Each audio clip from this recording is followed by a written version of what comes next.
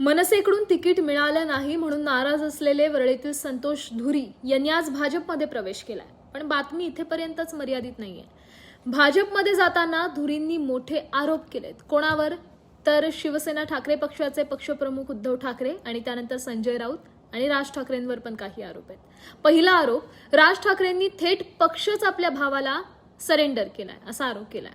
दुसरा महत्वाचा आरोप, मनसेच्या स्थापनेपासून आम्ही राज ठाकरेंसोबत होतो, ज्यांच्यामुळे पक्ष फुटला त्यांनाच राज ठाकरेंनी सोबत घेतलंय असं पण संतोष धुरी म्हणालेत.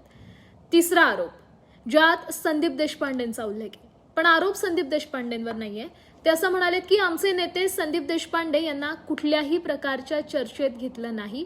संतोष धुरी आणि संदीप देशपांडे कुठेही दिसले नाही पाहिजेत असं वांद्र्याच्या बंगल्यावरून सांगण्यात आलंय असा दावा संतोष धुरींनी पत्रकार परिषदेत केलाय. आम्हाला हे सगळं समजल्यानंतर मी संदीप देशपांडेंना सांगितलं की आता इथे राहण्यात काय अर्थ आहे. त्यावेळी तू तुझा विचार कर, मी काही यात येत नाही असं देशपांडे म्हणाले. संदीप देशपांडेंचं मन मोठं आहे असं कौतुक पण संतोष धुरींनी यावेळी केलंय. चौथा मोठा आरोप, मुंबईत मनसेला 52 जागा सोडल्याचं दिसतंय, पण त्यापैकी फक्त 7 किंवा 8 जागा निवडून येतील. त्या पण येतील की नाही याची पण शाश्वती नाही.